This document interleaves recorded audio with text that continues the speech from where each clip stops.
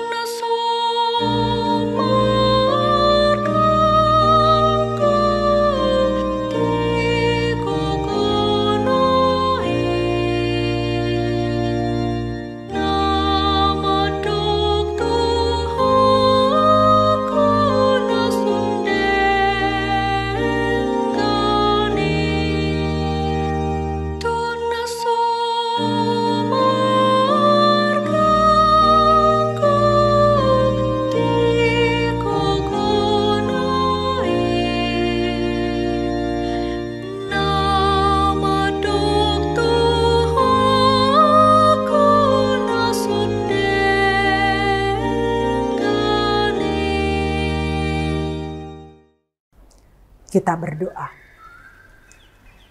Ya Tuhan Allah Bapa kami yang di surga, kami datang kepada Engkau di pagi hari yang indah dan yang cerah ini.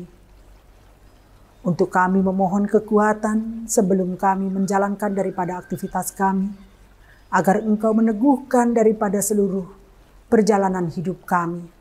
Engkau boleh menyertai kami di setiap aktivitas kami, agar kami tidak salah melangkah di dalam kehidupan kami.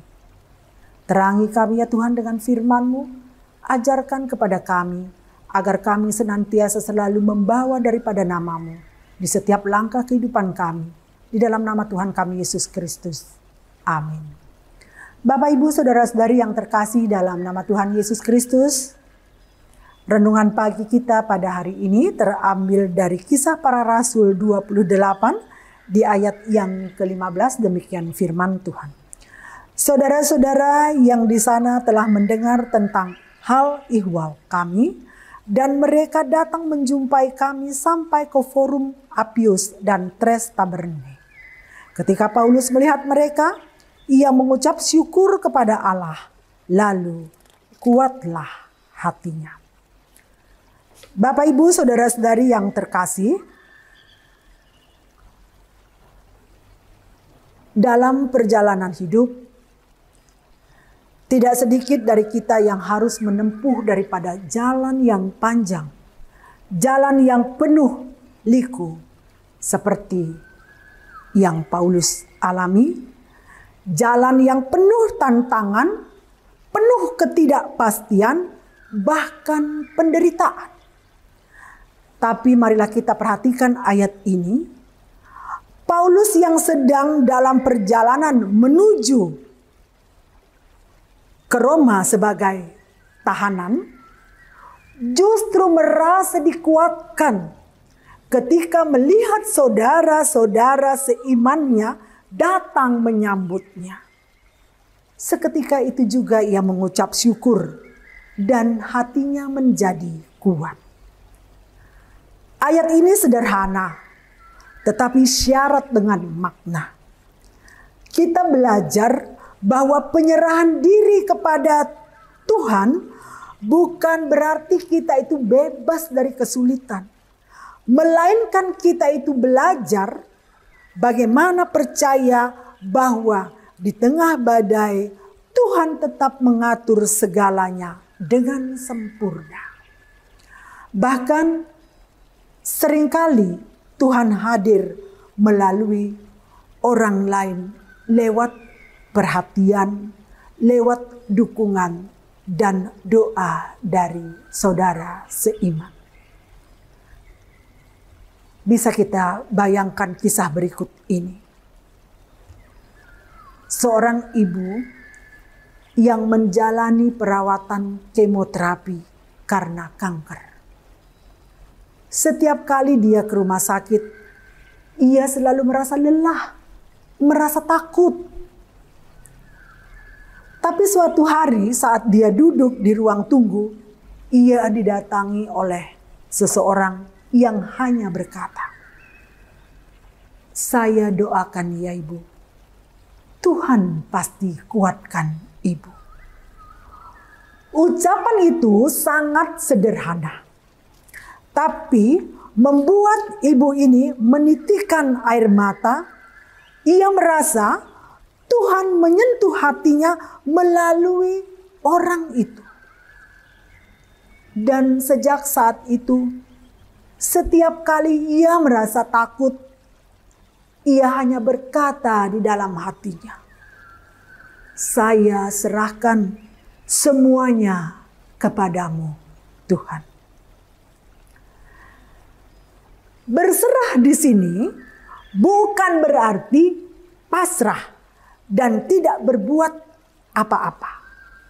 Berserah artinya adalah percaya bahwa Tuhan memegang kendali bahkan saat kita tidak mengerti apa yang sedang terjadi.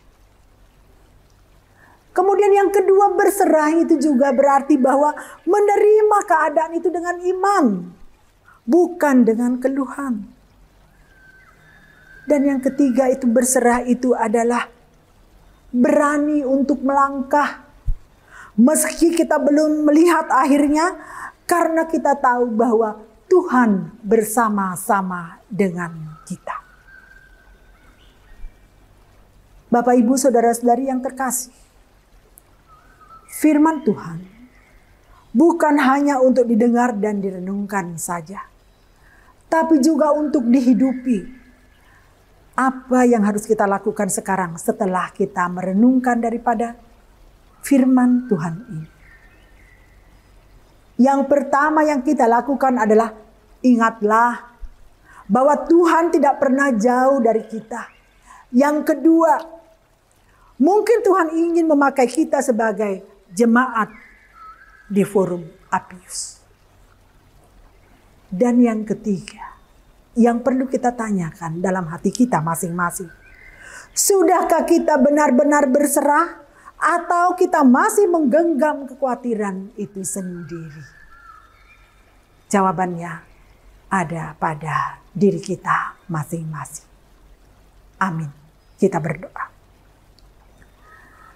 Tuhan Yesus yang penuh kasih, kami bersyukur karena Engkau tidak pernah meninggalkan kami dalam setiap perjalanan hidup, baik senang maupun susah. Engkau tetap ada bersama kami. Ajarlah kami untuk sungguh-sungguh berserah kepadamu.